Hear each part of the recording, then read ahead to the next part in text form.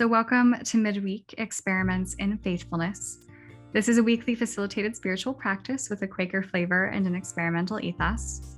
My name is Jen, and I'm the program manager here at Beacon Hill Friends House, where I live and work. The Friends House is a Quaker center for learning and action and a residential community of about 20 people who live according to Quaker values. And tonight we have Anthony Christopher Smith with the practice of Faith Full of Questions. So in this practice, Anthony will offer us a guided meditation to hold our questions and develop insight. Now, I'm excited to introduce you to Anthony. Anthony is a social worker currently providing individual, family, and group psychotherapy to diverse populations. He is also an active friend, currently a member of New Brunswick, New Jersey monthly meeting, New York yearly meeting, and on the general committee of the Friends Committee on National Legislation. So again, welcome. We're happy that you've joined us, and Anthony, it is all yours. So thanks again, Jen. So as I said, I'm Anthony. You heard the introduction. And I actually, this month, March, I just realized this earlier today, it has been, this month, 18 years since I first went to meeting, which means that I have now been attending Quaker meeting for more than half my life, I'm happy to say. And what got me into the Society of Friends was the Iraq War. I was a freshman. I guess I date myself. I was a freshman in college, and it was it was kind of the run up to the war, which I was opposed to. And I'd been interested in Quakers since high school, learning about them in history class. And I had a teacher who, I don't know how I found out she was a friend, but I have to say she is still reigns. I spoke with her recently, one of the most wonderful human beings I've ever had the pleasure of knowing. But I'd never gone. And there's something in me said, if that war starts, you need to go. The war started much sooner than I thought. Started a few days after that. And then I went to meeting, ironically, with another friend who's Baha'i, so another peace church. So I went and I never stopped. And what attracted me was not that they had all the answers, they didn't. What really grabbed me and what kept me going was that they were wrestling with lots of really interesting and difficult questions. And what they provided was, they provided a framework where you could explore these deep spiritual questions and questions about our lives and so forth in a coherent way. And it really drew me in, as well as also supporting peace, social equity, and so forth, and just general development.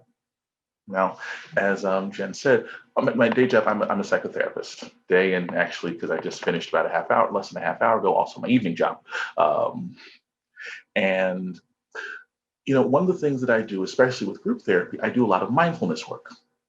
Now, mindfulness, a lot of its origins are in Eastern religions and philosophies, particularly Buddhism.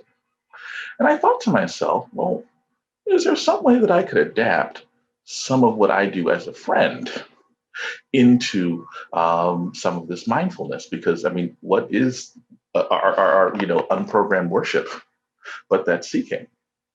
So what I did there, we're going to do here. So I'll give a little explanation first. I will have people sit in a contemplative silence. Now, this will be in a contemplative state, because it won't be absolute silence. I not broken the Quaker tradition as much as I love it. So I like music. I know friends like music too. We make better musicians than we do presidents. But seriously, I just bought tickets yesterday to see Dave Matthews' outdoor concert. I only found out a few years ago that he's a friend. Joan Baez, among others. In any case, so we'll have some soft music on in the background, some soft instrumental music.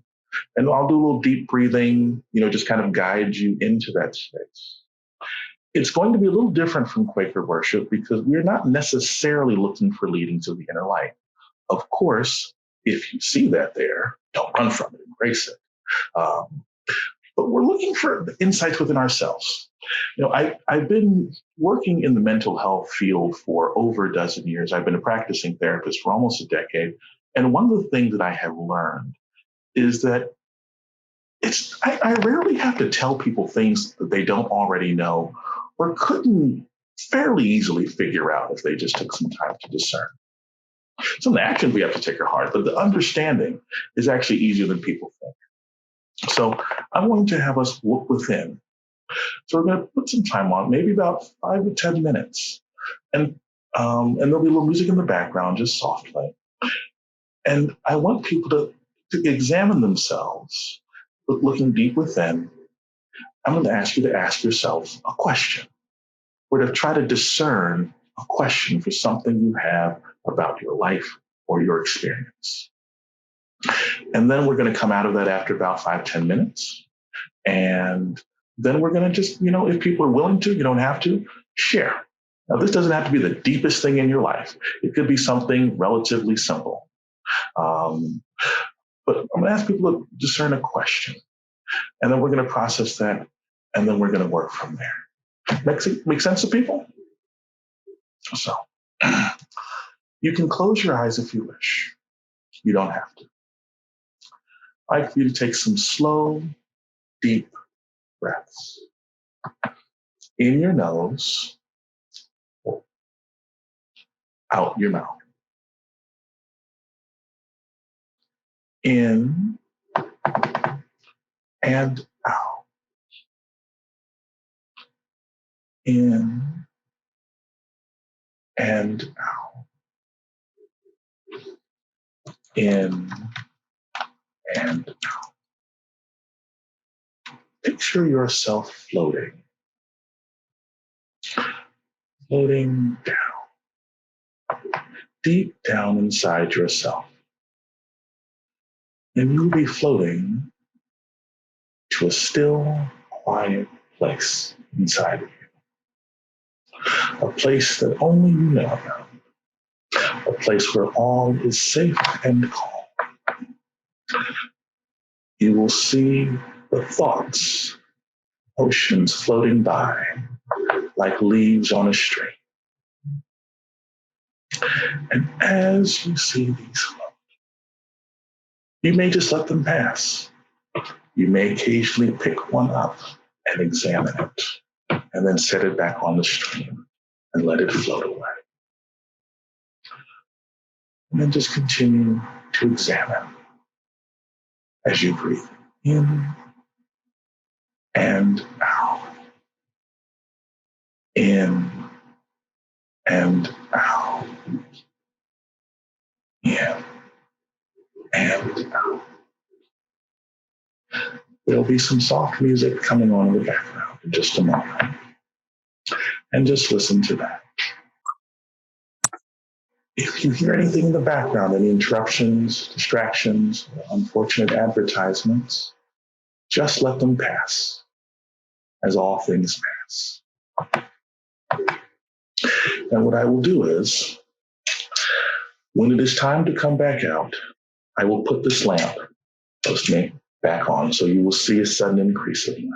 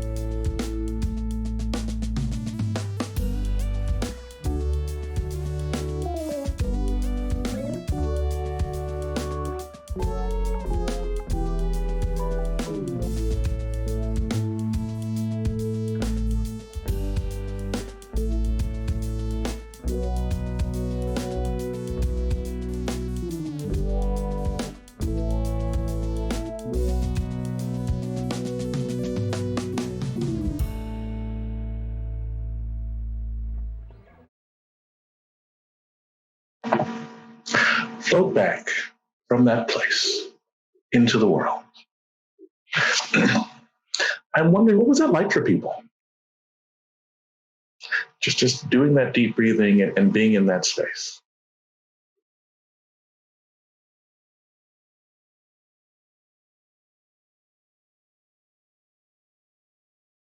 As we return to the contemplative silence, breathing slowly, taking deep breath in, hold, and out. In and out. In and out. Drifting back downward deep within to that still place. As you see that stream carrying those thoughts and feelings again, as they pass by. This time you have a leaf, you have your question.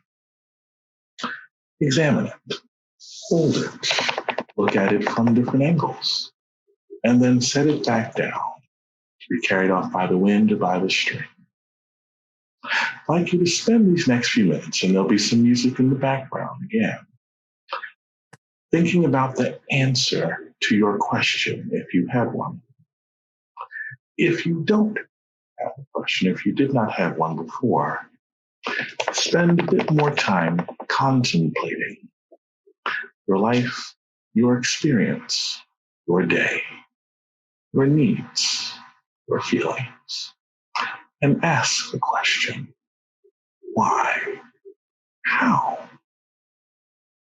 As you breathe slowly, in and out, in and out.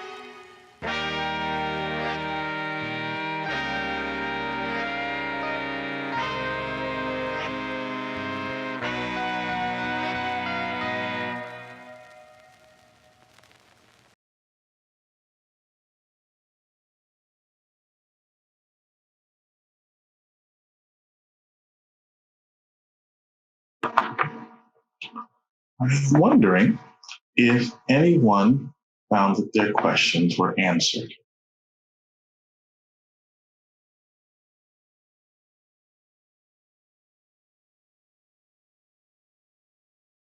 The thing about Quakers is, and I remembered this in the second half of the contemplation, that that there was a group of people, many of whom ended up becoming some of the earliest Quakers, known as the Seekers.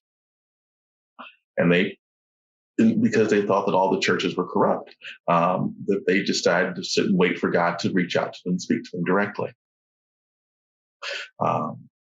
And when you really think about it, our name, the Religious Society of Friends, comes from, I think it's in the book of John, or the first book of John. This is my commandment, that you should love one another as I have loved you. greater love hath no man than this, and so forth. And you are my friends if you do as I command. I call you not children, servants, because the servant doesn't know what the master doeth, but I call you friends because everything that the master has made known unto me, I have made known unto you. So we were told we already know the things that we need to know. Again, we just need to discern and act on them. And as I started off with, it was the journey of the seeking, that really got me interested. Asking really the question, how do we turn our faith into action? And because it's in pursuing the question that, as one person said, they started to think of other interesting questions, which led them to other parts of their life and their experience. It's led some of us, including me, to realize the things that we already knew that we didn't even really need to ask. As a religious society, it's led us to do all kinds of things from support prison reform to, and some of you may not have known this, we either popularized or may have actually invented the price tag, because there were friends who were asking, well, how do I do my business with integrity? So we did a somewhat longer version. I mean, I think we've been doing this for about 30, 45 minutes now. But this only takes 5 or 10 minutes of just silence, where you make a concerted effort or a decided effort to just carve out a little bit of time and clear out some of the things of the world. And we know how chaotic things can be right now, and things are. So just taking a few minutes to just ask ourselves some questions, and we will see that we already knew the answers. And even though some of these things are not easy, I've found, and I think, some of you all listening have found, watching, that, the relief that you get from that clarity is worth it.